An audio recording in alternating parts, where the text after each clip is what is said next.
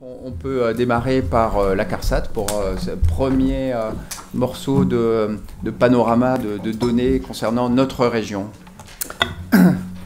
Oui, ça fonctionne. Oui, merci. Donc, on fera l'intervention pour la CARSAT à deux voix, donc les CARSAT Nord-Est et CARSAT Alsace-Moselle, en essayant de partager le temps équitablement entre les deux CARSAT. Voilà. Alors, je ne sais pas qui fait avancer le... C'est vous, c'est toi, Thomas, ouais. Donc, en fait, dans un premier temps, on va rappeler des chiffres qui sont issus des processus de réparation nous concernant du régime général. Donc, la MSA, je crois, interviendra aussi, et d'autres données publiques. Donc une première partie qui sont des rappels de chiffres, un peu brutaux. Et puis derrière une partie un peu plus analytique sur les écarts qu'il peut y avoir entre une région comme le Grand Est, entre la région Grand Est et puis finalement le territoire national.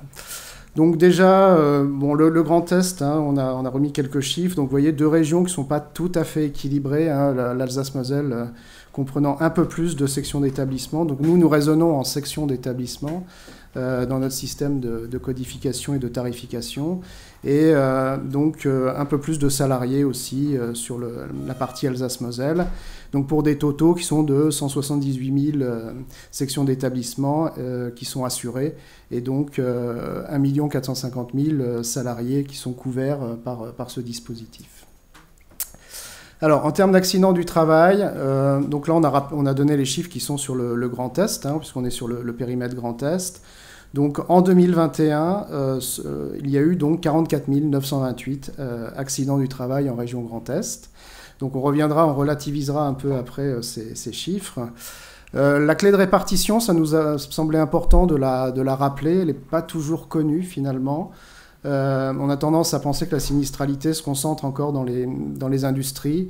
C'est de moins en moins vrai. Alors, la préfète l'a rappelé, il y a une évolution de la typologie des entreprises. Et aujourd'hui, les plus fortes sinistralités se trouvent dans les secteurs, alors nous, de ce que nous appelons les activités de service et de travail intérimaires, qui sont le secteur médico-social, sanitaire, médico-social, et puis donc le travail intérimaire. Donc vous voyez qu'il représente un tiers de cette sinistralité accident du travail. Les causes des accidents, c'est finalement depuis des années la même chose, finalement. 50% des accidents sont dus à des activités de manutention manuelle. Viennent derrière les accidents de plein pied, ensuite les chutes de hauteur, puis les outillages à main, et etc. Voilà, on peut avancer. Les accidents de trajet. Donc vous savez que dans notre dispositif de reconnaissance et d'assurance, on distingue les accidents sur la route entre les accidents dits de mission et les accidents dits de trajet, donc qui bénéficient du même système de réparation, mais dont l'affectation n'est pas tout à fait la même sur les comptes employeurs des entreprises.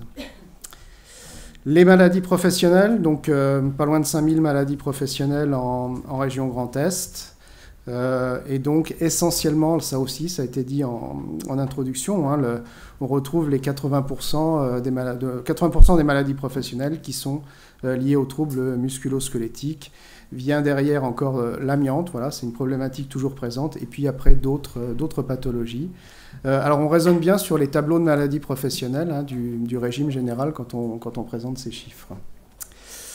On peut rappeler qu'un salarié sur 3 est exposé à un produit chimique, alors et à d'autres phénomènes. On vient de parler de polyexposition, effectivement, mais ça reste quand même effectivement en termes de prévention et de programme de prévention une priorité pour nos institutions. Et pour conclure un peu pour le panorama, quelques mots sur les affections psychiques au travail. Alors on n'a pas mis de chiffres, ce sont des chiffres qui sont plutôt consolidés au niveau national.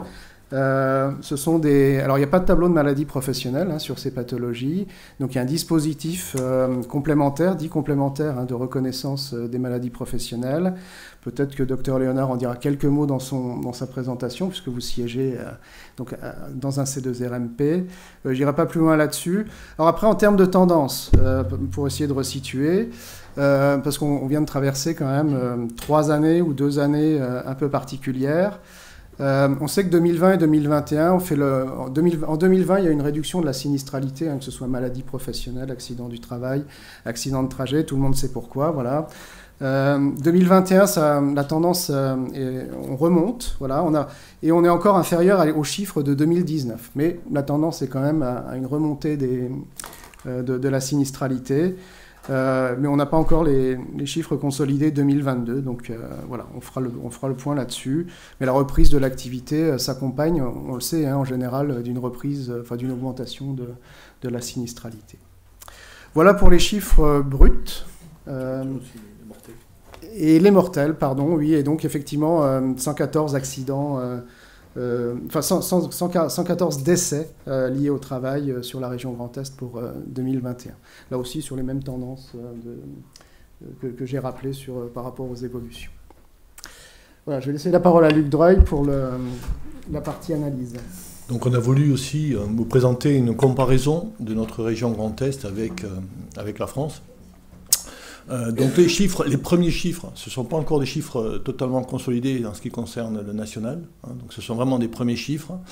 En termes de nombre de salariés, nous sommes légèrement inférieurs à 20 millions de salariés en 2021 pour 1 454 000 en région Grand Est, ce qui fait que le poids de notre région en termes de nombre de salariés est de l'ordre de 7,3%. Nombre d'accidents du travail, vous voyez qu'on est pratiquement sur le même pourcentage. Hein.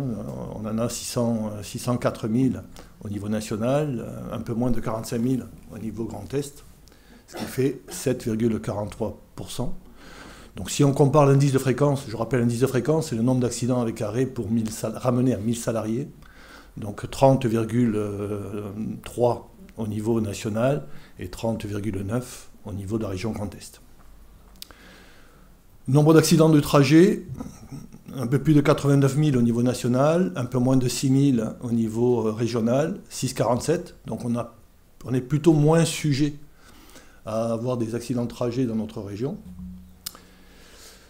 Par contre, nombre de maladies professionnelles reconnues en premier versement, 44 000 au niveau national, un peu moins de 5 000 au niveau région Grand Est, ce qui fait 11%, donc 7,3% des salariés représentent 11,3% du nombre de maladies professionnelles reconnues. Et également, même tendance sur le nombre de décès au travail, que ce soit accident du travail, trajet ou maladie professionnelle, pardon, où nous sommes à 11%, donc un peu plus de 1000 au niveau national, 114 au niveau région Grand Est, donc nous sommes à 11,09%. Nombre de journées perdues, un peu plus de 69 millions de journées perdues au niveau national, un peu plus de 5 millions au niveau régional, nous sommes à 7,47, donc globalement, allez, on va dire à quelque chose près à l'équilibre par rapport au poids du nombre de salariés. Alors juste si on essaye de schématiser ce que ça représente, plus de 5 millions de journées perdues, dans le Grand Est, on prend la communauté de communes de Colmar. On considère que 25-26% des habitants de cette communauté de communes ont un salaire, perçoivent un salaire, ont une activité. Donc c'est la communauté de communes de Colmar, 79 000 habitants, ou une entreprise de 21 000 salariés qui serait sans activité pendant 1 an. Si on fait le même calcul pour les 69 millions de jours perdus au niveau national, c'est toute la métropole lilloise, plus d'1 100 000 habitants qui seraient sans activité pendant 1 an, ou une entreprise de 276 000 salariés. Juste également en termes de comparaison, l'entreprise PSA, donc Peugeot Citroën au niveau mondial, c'est un peu plus de 210 000 salariés. Voilà. Donc ce serait une entreprise de ce type-là qui serait arrêtée pendant 365 jours et sans activité pendant 365 jours. Voilà un petit peu les chiffres que l'on voulait partager avec vous aujourd'hui. Voilà. Je ne sais pas si vous avez des questions. Merci. Alors, ce que je propose, c'est qu'on poursuive avec la MSA, comme ça on aura une vision globale, et puis après on reviendra sur les chiffres avant de poursuivre. Mais voilà, comme l'agriculture représente quand même une partie importante de l'activité dans la région, on peut tout de suite donner la parole au docteur Herbrecht.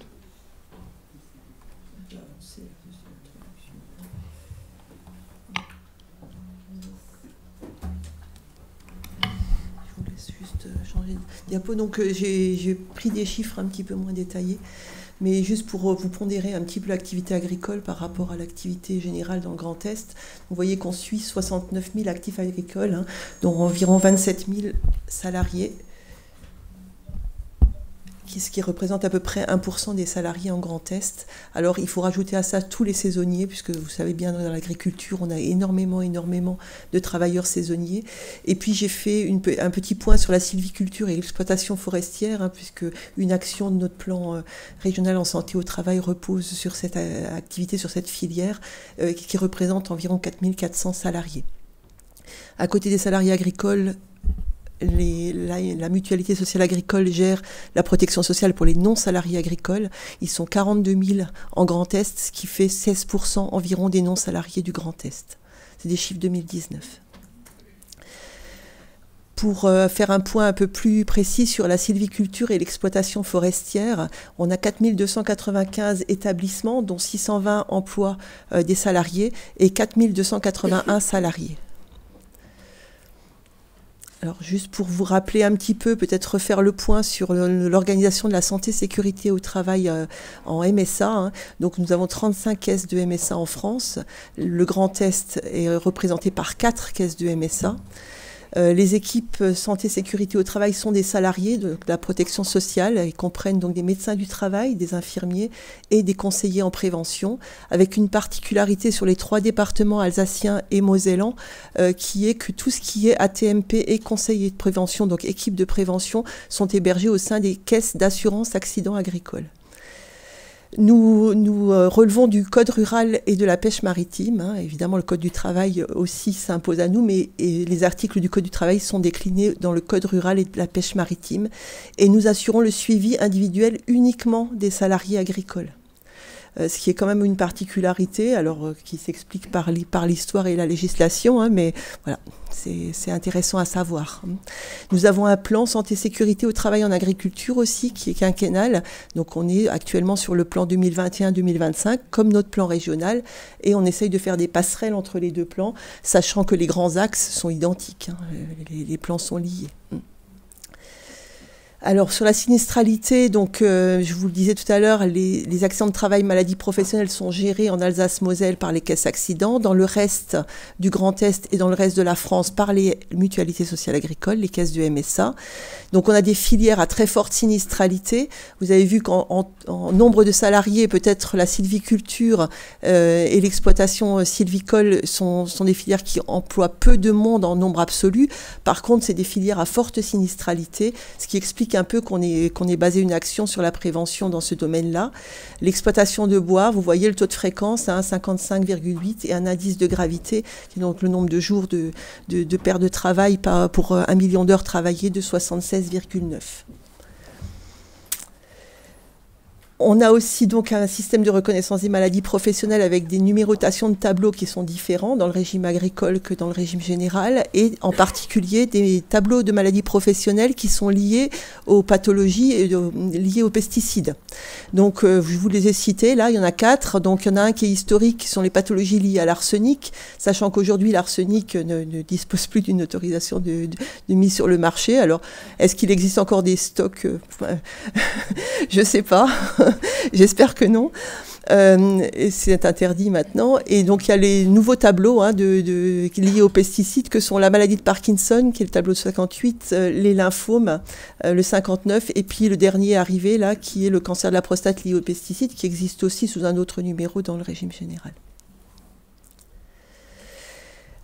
Alors, il existe depuis 2020, la loi de finances de la sécurité sociale a prévu un fonds d'indemnisation des victimes de pesticides. Alors, je voulais rappeler là, puisque la gestion des demandes de maladies professionnelles liées à ces pathologies-là, à ces maladies professionnelles-là, sont gérées par les MSA. Donc, il y a une caisse de MSA en France, hein, la caisse Mayenne-Orne-Sarthe, qui s'occupe de la gestion des demandes de maladies professionnelles en rapport avec les pesticides. Et puis, le fonds d'indemnisation est géré également par la MSA. Évidemment, toutes les maladies professionnelles, tout régime hein, d'appartenance de la victime sont gérés par le réseau MSA. Et je vous fais un autre petit rappel sur notre réseau national de phytopharmacovigilance qui date, dont les débuts ont été vus en 91, hein, qui s'est étendu un petit peu depuis, qui permet le recensement et l'analyse des intoxications aiguës ou chroniques liées aux produits chimiques. Alors non seulement les phytosanitaires, mais également les biocides, les médicaments vétérinaires. Et ça nous permet donc de récolter de la donnée, hein, de faire des analyses. On participe aussi en fournissant nos chiffres à l'ANSES aux mises sur le marché, hein, dont vous nous parliez tout à l'heure. Et puis aussi pour développer, hein, on se base là-dessus pour développer des mesures de prévention collectives ou individuelles. Voilà. Merci. Avant de poursuivre, donc, il y avait déjà une question. Je vous en prie, monsieur, allez-y. Peut-être vous pouvez vous présenter également. Oui, je vais me présenter. Je sais pas, ça marche, vous m'entendez? Oui, Alors, je suis monsieur Capron, représentant CGT, ArcelorMittal. J'avais une question sur le tableau que vous avez présenté sur le nombre de maladies professionnelles. Alors, je ne sais pas si c'est votre rôle ou pas, hein, mais ça serait bien de faire apparaître dans ce genre de tableau, ça serait le nombre de demandes de maladies professionnelles qui est non reconnu ou en attente. Je ne sais pas si ça, déjà, ça vous donnerait un chiffre sur l'année, s'il y a une progression ou pas, des gens qui ont un mal-être ou qui ont des symptômes qui sont pour l'instant pas reconnus, parce que des fois, pour se faire reconnaître, eh ben, c'est le parcours du combattant pour le salarié, hein, et ça peut prendre quelques années. Mais en attendant, l'absentéisme est créé, et les établissements, de toute façon, vont le subir. Donc je ne sais pas si on pourrait l'inclure dans ce genre de tableau. Merci. L'inclure sur ce genre de tableau, quand on fait une présentation comme ça, statistique, de la sinistralité d'une région, on est obligé de prendre que les pathologies ou les déclarations qui sont en premier versement. C'est-à-dire on a fait des premiers versements et donc ils sont effectifs. Après, on a une idée, on peut avoir une idée de ce qui est en cours, de ce qui est en discussion, de ce qui est éventuellement rejeté. Ce genre d'informations-là, on peut le transmettre. Et on peut, dans le cas de nos travaux, en particulier au niveau des CTR, on peut très bien donner ce genre d'informations. Mais quand on fait vraiment des comparaisons comme ça, on est obligé de comparer des choses sur lesquelles on est relativement sûr des résultats que l'on présente. Merci. Je vous en prie. Est-ce qu'il y a d'autres questions? Oui, madame. Ça fonctionne? Oui, bonjour, Maria Casoli, EFO, Stellantis Metz. J'aimerais savoir si dans les maladies, l'accident de travail, la vie professionnelle, l'harcèlement, comment vous le suivez? Parce qu'il y a beaucoup de cas d'harcèlement qu'on n'arrive pas à finaliser, parce qu'on a des manques de preuves. Et comment qu'on fait alors que la personne est bien en maladie, elle est bien en arrêt, et on n'arrive pas à prouver l'harcèlement? Parce que l'employeur ne veut jamais dire que c'est de l'harcèlement. Et les managers n'acceptent jamais de dire qu'ils harcèlent. Alors, je peux vous dire, alors après, je sais pas si l'ensemble des caisses pratiquent comme ça. Aujourd'hui, sur ce genre de remontée d'informations, généralement, nous nous positionnons, nous avons une spécialiste des risques psychosociaux et une chronobiologiste, et on va se poser en tant que garant de la méthode, c'est-à-dire qu'on va accompagner l'entreprise pour faire en sorte que les démarches, les analyses qu'elle va faire, on va assister à des réunions, on va poser, je dirais, la gamme de travail, on va lui expliquer ce qu'il faut qu'elle fasse, en présence des partenaires sociaux, ce qu'il faut qu'elle fasse, comment il faut qu'elle fasse, et on va suivre sur la méthodologie. Voilà. Mais par contre, on ne fait, aujourd'hui, on n'est pas en capacité de faire des analyses systématiquement parce que ça demande, je dirais, ça demande énormément de temps et parce qu'il faut d'abord rétablir les discussions entre les différentes parties, il faut commencer à poser le problème. Et aujourd'hui, nous n'avons pas les ressources nécessaires pour assurer ce type de... Par contre, chaque fois qu'on va engager avec le contrôleur, engager notre spécialiste sur ces thématiques-là, elle va se poser en garant de la méthode. C'est-à-dire qu'elle va donner une ligne à suivre pour que le résultat soit cohérent à la fin de l'analyse. Oui, je vais peut-être compléter aussi d'un point de vue reconnaissance. Ça rentre dans ce que j'ai appelé tout à l'heure dans la première diapositive, les risques psychosociaux. Donc, ils ne rentrent pas dans les tableaux de maladies professionnelles, donc dans le système de base de reconnaissance, mais on peut aller chercher la reconnaissance d'origine professionnelle via une démarche spécifique et donc via ce qu'on appelle, nous, le comité régional de reconnaissance des maladies professionnelles. Et sur ce type de risque, on échangeait avec Dr Léonard ce matin, en gros, la moitié des cas, on va dire, nationalement, c'est un chiffre national, la moitié des cas qui sont présentés dans ce dispositif-là finissent par être reconnus d'origine professionnelle, donc avec un système de dédommagement de type professionnel, en fait. Voilà. Votre question génère pas mal de réactions. Donc, Dr Léonard et puis professeur Gonzalez. Excusez-moi, mais mon micro marche pas. Là, ça y est, il marche. Hein. Oui, alors je voulais quand même faire une précision. Hein. Parler de harcèlement, je dirais que c'est pas une maladie. Hein. Nous, on va avoir à traiter en C2RMP de dépression réactionnelle, de syndrome anxio-dépressif, voire mais de pathologie. Hein. La terminologie harcèlement, c'est une terminologie juridique hein, qui est liée à une définition, d'ailleurs, qui est dans le Code du travail. Et là, on est vraiment, c'est le juge qui va dire il y a harcèlement. Je dirais, nous, on ne traite que de maladies. Quand on voit la question des AT ou maladies professionnelles, on va traiter surtout de dépression réactionnelle. Je dirais que moi, depuis toujours, c'est-à-dire j'ai commencé à être médecin inspecteur en 2007, et ma collègue avant le faisait, nous avons tenu des statistiques sur toutes les maladies dites hors tableau, hein, dont les psychopathologies font partie. Hein. Je dirais que je me souviens, en 2010, on avait dû saisir 10 maladies professionnelles hors tableau, pathologie psychique, sur l'année. À l'heure actuelle, je dirais qu'on a peut-être par mois, mais ça c'est des statistiques qu'on va sortir, hein, parce qu'on les a, hein, mais que je n'ai pas aujourd'hui. Hein. Mais je dirais qu'on a déjà une séance avec un psychiatre de C2RMP par mois, hein, où on traite à peu près 13 à 15 dossiers, plus ceux qui sont répartis dans les autres C2RMP. Donc on va dire qu'on traite 20 à 25 dossiers de psychopathologie par mois. Vous voyez, 10 par an en 2010, 25 par mois à l'heure actuelle. Donc on a une très forte demande. Et alors pour juste faire une petite correction avec ce que vous avez dit avant, ça ne dure pas des années, puisqu'il y a eu un décret qui a fixé le délai temps de traitement des dossiers, et ça va être réduit à 4 plus 4 mois pour quand ça passe en C2RMP. Donc on est à 8 mois maximum pour une maladie hors tableau, psychopathologie, mais les autres maladies hors tableau aussi.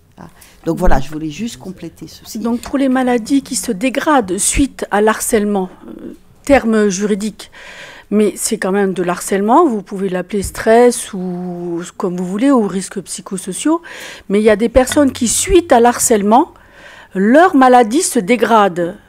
Est-ce que cela est suivi ? Mais je dirais que... alors, la question, on ne va pas aborder aujourd'hui la question du harcèlement, hein, bien sûr. Hein, mais je dirais que le harcèlement, c'est certaines situations. Après, il faut regarder dans le grand angle de tous les changements organisationnels qui peuvent induire aussi des psychopathologies. Donc nous, là, on parlait juste du champ de la reconnaissance, l'aspect du suivi, de la prise en charge, de l'aide, du soutien. Ça sera plus les acteurs de terrain, et notamment les médecins du travail, qui vont l'avoir en charge. Oui. Sans être...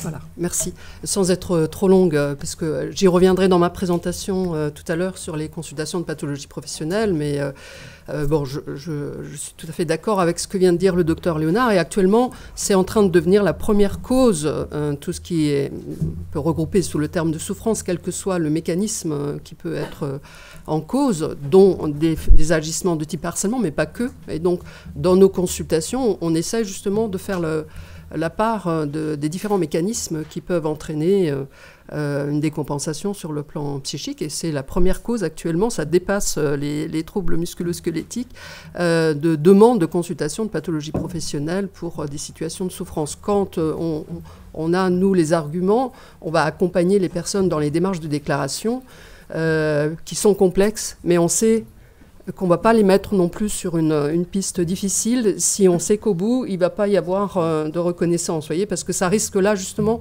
d'enquister les personnes. Et nous, on fait des consultations avec un psychiatre, donc on essaye d'évaluer ce qui est le mieux pour la personne. Hein.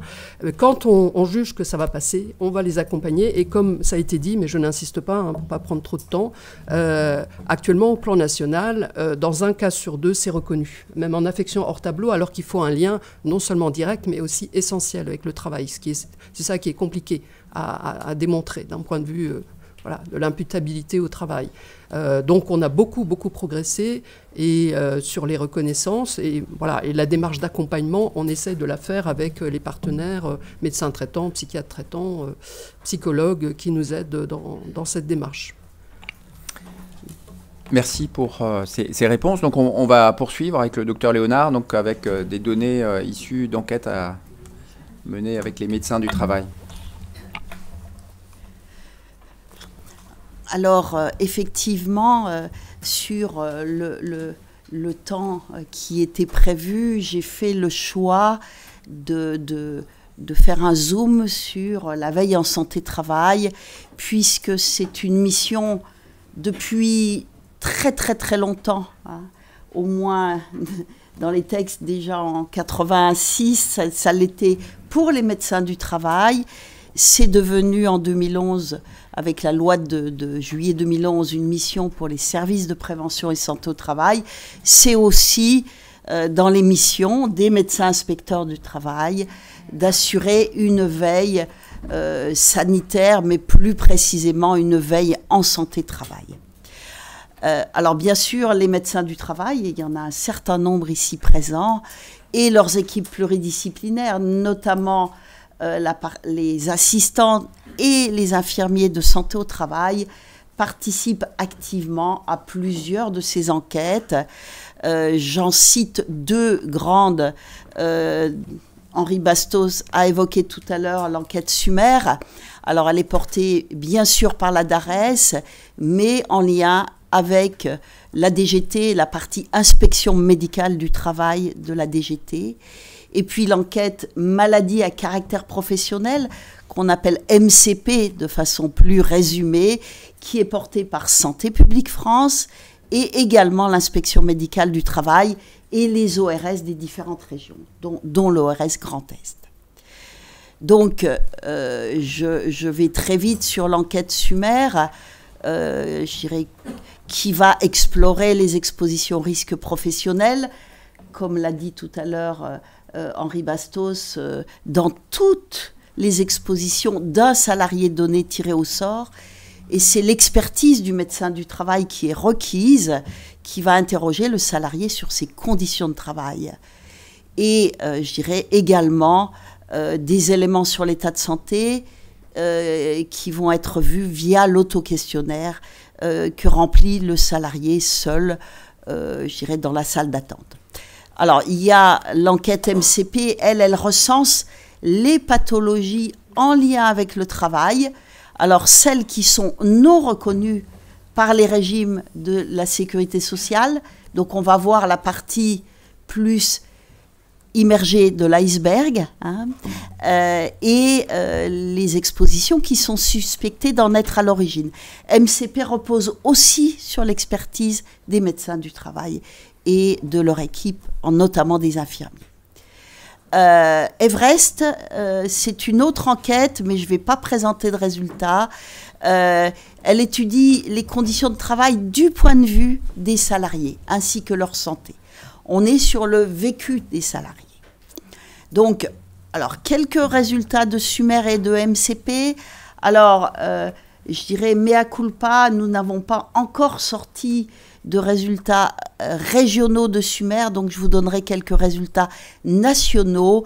Mais il faut savoir que le Grand Est a cette particularité par rapport au national d'être une région beaucoup plus industrialisée que l'ensemble du national et d'avoir une proportion de salariés ouvriers qualifiés et non qualifiés plus grande que dans le national. Or, les expositions, et vous l'avez montré tout à l'heure, et les polyexpositions des ouvriers, notamment qualifiés, sur certains risques, sont plus élevés, donc de ce fait-là, dans le Grand Est, du fait de la structure de la population, sont plus élevés que ce que je vais vous présenter là, des résultats nationaux. Mais on vous les présentera un peu plus tard, une fois qu'on aura fait ces analyses. Alors, vous voyez que sur les contraintes physiques, globalement, depuis la première vague d'enquête Sumer, c'est-à-dire 94 jusqu'à 2017, on est plutôt en baisse. Alors, en ce qui concerne les manutentions manuelles de charge, je dirais de durée longue, c'est-à-dire plus de 20 heures au cours de la semaine précédente. Je dirais également pour les positions debout ou piétinement prolongé, c'est-à-dire 20 heures ou plus au cours de la semaine précédente. On voit vraiment cette pente descendante. Par contre, si on s'intéresse sur ces deux items, manutention manuelle et position debout prolongée, sur des durées plus courtes, moins de 2 heures ou plus de 2 heures, 2 heures à 10 heures par semaine précédente, on a une augmentation. C'est-à-dire que, voilà, là, c'est une image juste sur les manutentions et positions debout et piétinement sur des durées longues. Hein. Les expositions aux nuisances sonores, elles restent élevées. Hein, 32% des salariés qui restent exposés. Alors, on reste assez stable là, depuis 2003. Alors, en ce qui concerne les expositions aux produits chimiques, si on regarde être exposé à au moins un produit chimique, on baisse entre 2003 et 2017, mais il y a encore 32% des salariés qui sont exposés à au moins un produit chimique dans la semaine précédant l'enquête. Je dirais, si on regarde des expositions plus longues au cours de la semaine, c'est être exposé à au moins un produit chimique 10 heures ou plus. On a 9% des salariés en 2017 avec une baisse par rapport à 2003. Si on regarde la polyexposition produits chimiques uniquement, hein, là, on reste à peu près stable depuis 2003 et c'est quand même 15% des salariés qui sont exposés à au moins 3 produits chimiques. Et on a repéré certains secteurs ou certaines activités, notamment la maintenance, où on a une très forte polyexposition aux produits chimiques. Et puis, si on regarde être exposé à au moins un produit chimique cancérogène, là, nous avons, même s'il y a une baisse depuis 2003, encore 10% des salariés, alors là on est sur le champ comparable uniquement du privé et de la MSA, hein, 10% qui sont exposés actuellement en 2017, ce qui reste très élevé. Et quand on regarde que ce sont toujours les plus exposés, les jeunes, je dirais, les salariés précaires, il faut vraiment continuer à travailler sur cette exposition. Alors l'intensité, je dirais, du travail, elle reste là aussi en légère baisse, mais à des niveaux, puisqu'on a 32% des salariés qui sont exposés au moins à 3 contraintes de rythme de travail.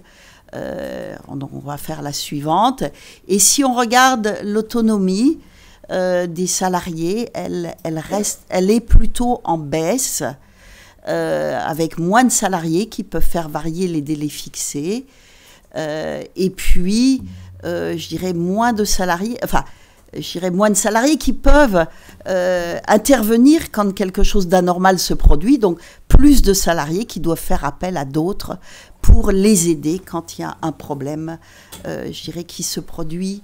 Voilà, on va continuer. Alors, quelques éléments sur MCP. Donc là, on a un zoom sur MCP 2017, alors on a aussi une publication, elle est publiée, 2018-2019 qui va sortir. Donc là, on est uniquement sur les signalements faits par les médecins du travail ou par les infirmiers, mais validés par les médecins du travail. Donc ce sont bien les affections de l'appareil locomoteur, donc plus largement TMS, qui représente la moitié des maladies à caractère professionnel signalées en Grand Est, 232 là, et puis les souffrances psychiques qui viennent en deuxième plan, puisque c'est 93 signalements sur une quinzaine en 2017. Après viennent les troubles de l'audition ou d'autres pathologies, et également des problèmes d'irritation ou d'allergie. Alors, si on regarde maintenant la prévalence, c'est-à-dire les médecins du travail vont sur une quinzaine signaler toutes les pathologies qu'ils estiment être en lien avec le travail, du fait par rapport à leur expertise, et on va leur apporter sur l'ensemble des salariés vus au cours de cette quinzaine-là. Donc, si on regarde là on est sur la première colonne, les femmes, 4,5% des femmes qui vont être vues sur la quinzaine auront une affection de l'appareil locomoteur, autrement dit TMS. 3,7% des femmes ont une souffrance psychique qui est signalée. Je dirais que si on regarde du côté des hommes, on aura un peu plus d'affection de l'appareil locomoteur, 4,8%, et un petit peu moins de souffrance psychique, 1,2%. Si on fait le total des salariés vus pendant la quinzaine, je dirais sur l'ensemble des femmes, on a 8,6% qui vont avoir un signalement de maladie à caractère professionnel. Et là, on voit bien la partie émergée de l'iceberg. Et 7,5% des hommes. Donc, du coup, la proportion, effectivement, de pathologies en lien avec le travail est bien plus élevée que la proportion de pathologies reconnues, bien sûr. Alors, sachant qu'on peut, par MCP, voir si elles pouvaient rentrer certaines des pathologies, dont les TMS, dans des tableaux de maladies professionnelles, et on sait pourquoi le salarié ne les a pas déclarées. Mais je ne peux pas vous montrer tout ça aujourd'hui. Donc voilà, ça c'est simplement pour montrer que les affections de l'appareil locomoteur sont différentes selon les hommes ou les femmes, je dirais, en tout cas dans leur localisation. Chez les hommes, on va avoir plus d'atteintes de rachis, chez les femmes, plus de cervicales, et pareil, on va avoir plus de pathologies canalaires, mais ça, on ne le voit pas là, mais si, pathologie canalaire, c'est la dernier item que chez les hommes, notamment le canal carpien. Voilà. Donc voilà quelques données chiffrées et je reste à votre disposition pour plus de précision. Merci. Donc je donne la parole au professeur Gonzalez. Merci beaucoup et merci de me permettre de vous parler des centres de pathologie professionnelle et environnementale. Donc on peut passer à à la suivante. Alors, il y a encore pas mal de chiffres, mais je vais essayer de ne pas trop vous inonder de chiffres. Simplement pour vous parler, Henri Bastos est là d'un réseau qu'il connaît bien, puisqu'il est géré par l'ANSES. C'est le réseau national de vigilance et de prévention des pathologies professionnelles. Donc c'est un autre regard, si vous voulez. Les personnes que nous, on va voir dans les grands CHU en France, dans les consultations comme la nôtre, celle qu'on a à Strasbourg, on en a une trentaine à peu près en France, un petit peu moins, dans les grands CHU. Et dans le Grand Est, on en a 3, donc une à Strasbourg, une à Nancy, une à Reims.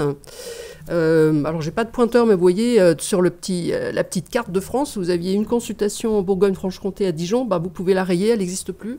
Mon collègue est parti à la retraite, et pour toute la région Bourgogne-Franche-Comté, qui est une région quand même énorme, il n'y a aucun centre de pathologie professionnelle dans cette grande région. Donc, ce qui nous préoccupe beaucoup. Donc, nous, on a encore la chance d'en avoir 3 dans le Grand Est. Donc, nous participons dans le cadre de ces consultations, qui sont des consultations d'expertise, si vous voulez, où nous accueillons tout type de salariés et quel que soit leur statut, privé, public, enfin, tous les secteurs.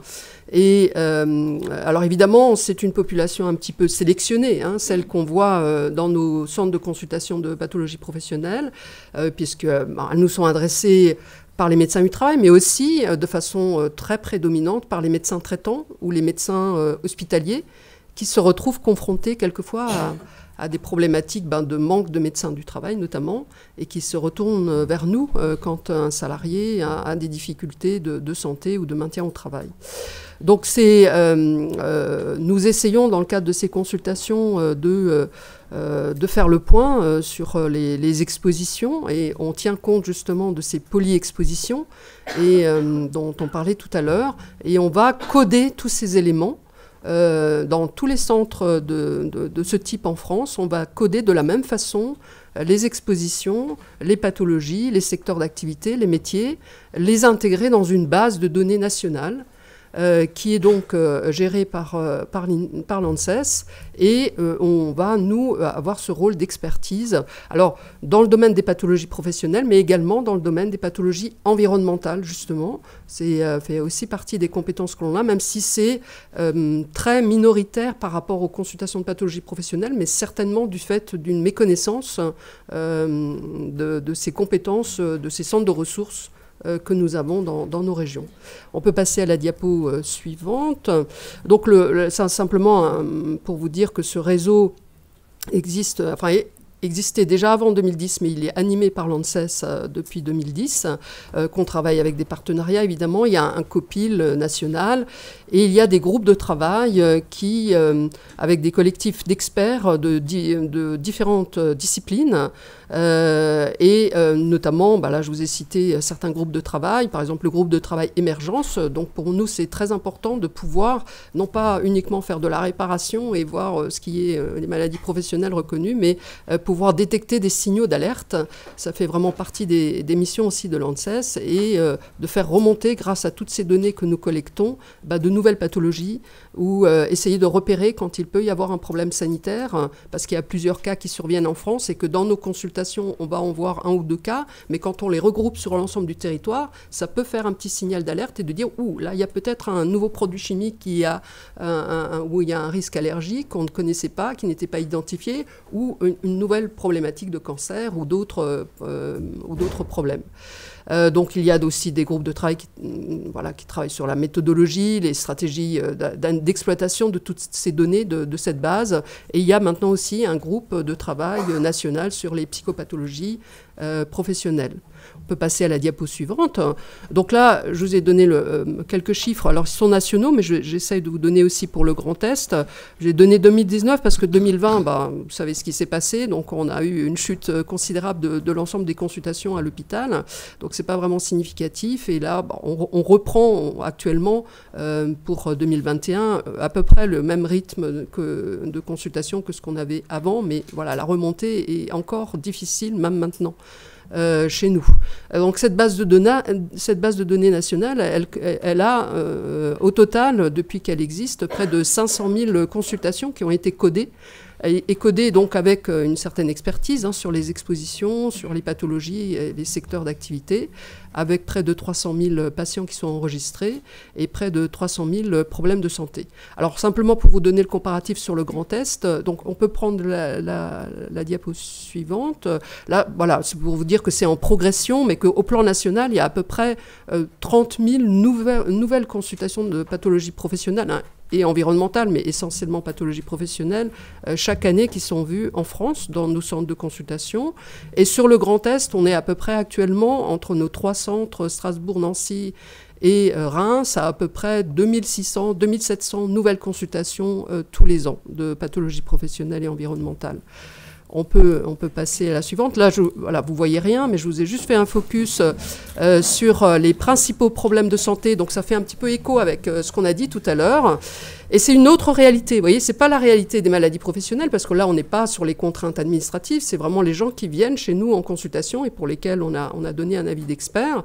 Alors, évidemment, on est toujours au plan national. Alors, c'est à peu près pareil au plan régional, sur le Grand Est, sur les pathologies de l'appareil locomoteur, mais on n'est pas à 80% comme dans les maladies professionnelles. Vous voyez, on est autour de 20% des consultants qui viennent chez nous pour des problèmes. Alors, encore une fois, c'est complémentaire par rapport à ce que vous a dit Martine tout à l'heure, qui est une vision via les médecins du travail et qui est une vision épidémiologique. Nous, c'est encore une autre réalité des pathologies professionnelles, sur une population ciblée qui vient chez nous en consultation. Donc, c'est en général des cas complexes qui viennent chez nous.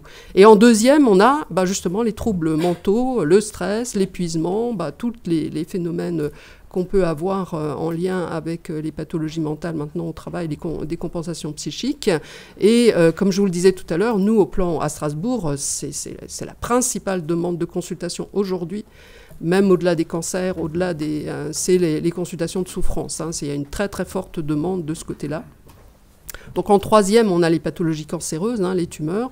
Donc là aussi, on a développé un partenariat important avec nos collègues hospitaliers ou pneumologues, cancérologues, de façon à ce qu'ils nous adressent les personnes quand ils suspectent une éventuelle étiologie professionnelle. Et nous, on va justement leur donner un avis là-dessus et quand c'est nécessaire, accompagner les personnes dans les démarches de déclaration, évidemment. Ensuite, on a les pathologies de l'appareil pulmonaire qui sont classiquement et depuis toujours des pathologies qu'on rencontre beaucoup, notamment les asthmes, mais aussi les pneumoconioses ou les fibroses pulmonaires, et puis les pathologies cutanées, dermatoses, notamment allergiques, mais aussi irritatives ou autres. Et on voit monter de plus en plus maintenant, on nous sollicite de plus en plus aussi pour les cancers cutanés. Donc ça, c'est quelque chose qui est en montée, en progression, par rapport à ce qu'on voyait classiquement, qui était surtout des dermatoses. Voilà. On va passer à la diapo suivante.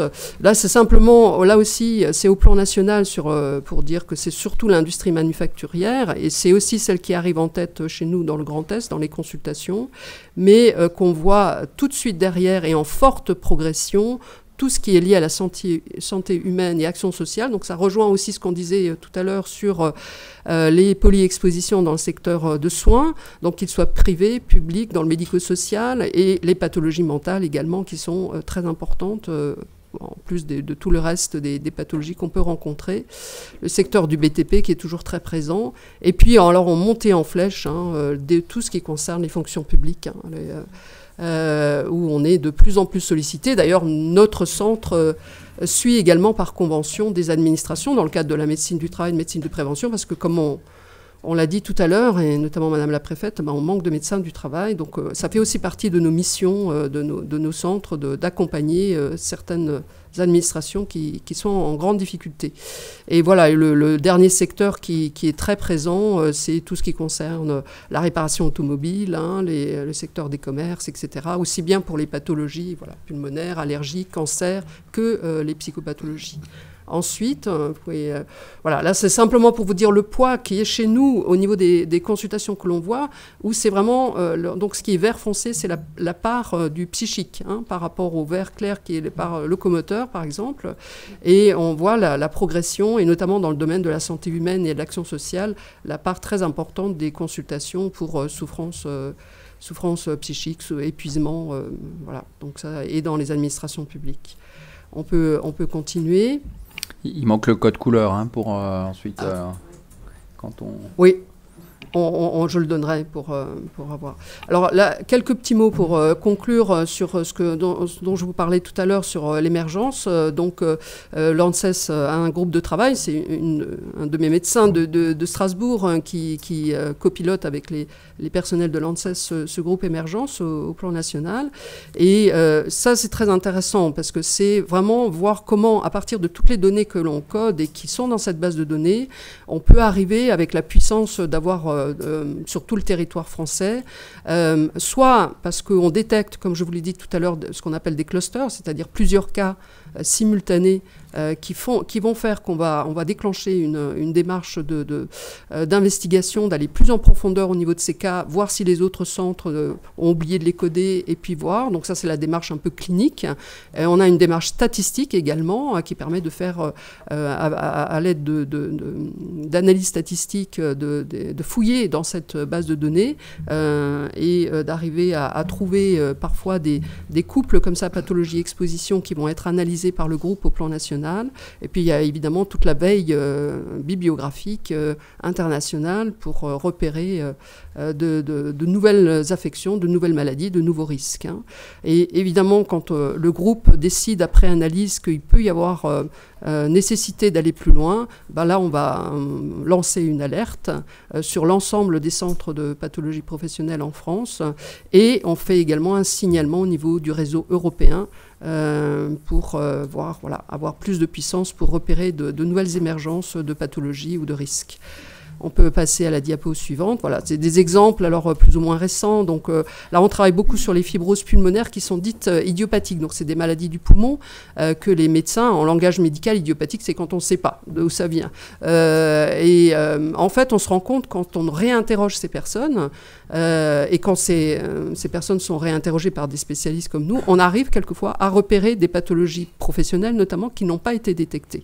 Donc on va aider nos collègues pneumologues qui, eux, ne savent pas repérer, à part l'amiante et encore, ils ne savent pas trop quels sont les minéraux ou les risques qui peuvent être en cause. Donc il y a toute une recherche qui est faite là-dessus. Sur la silice, vous en avez sûrement entendu parler, parce que ça fait déjà quelques années que grâce justement à l'ANSES et au RNV3P, on a pu détecter ce risque de silicose accéléré avec l'utilisation des nouvelles pierres artificielles qu'on utilise maintenant dans les salles de bain ou dans les cuisines.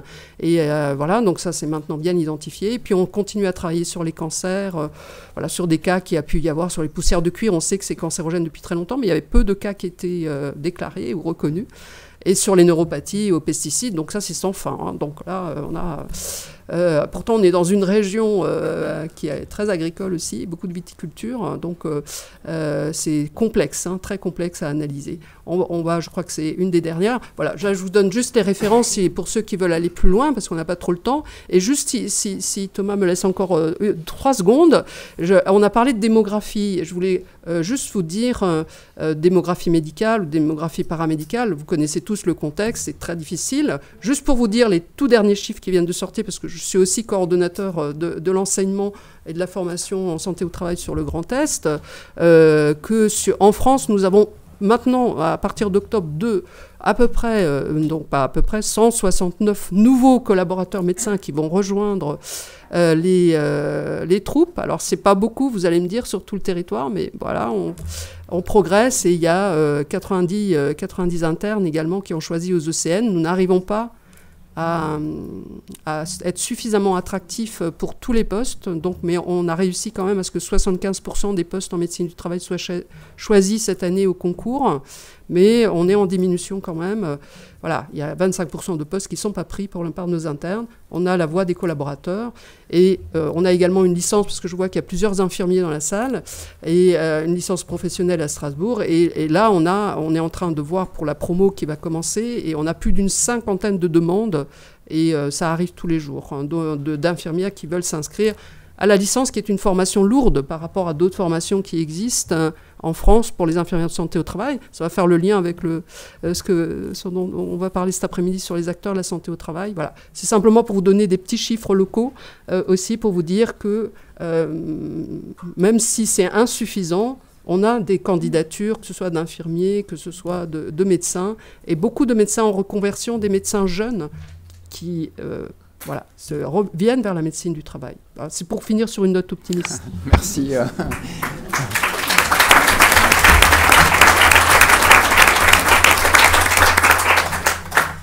Alors, on peut prendre quelques instants s'il y a des questions aux acteurs de la table ronde. Oui.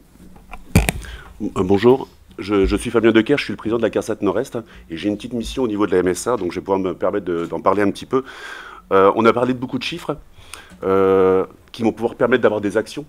Et il y a un chiffre qui n'est pas beaucoup présent, c'est les sommes qui sont allouées aux entreprises qui font de la prévention.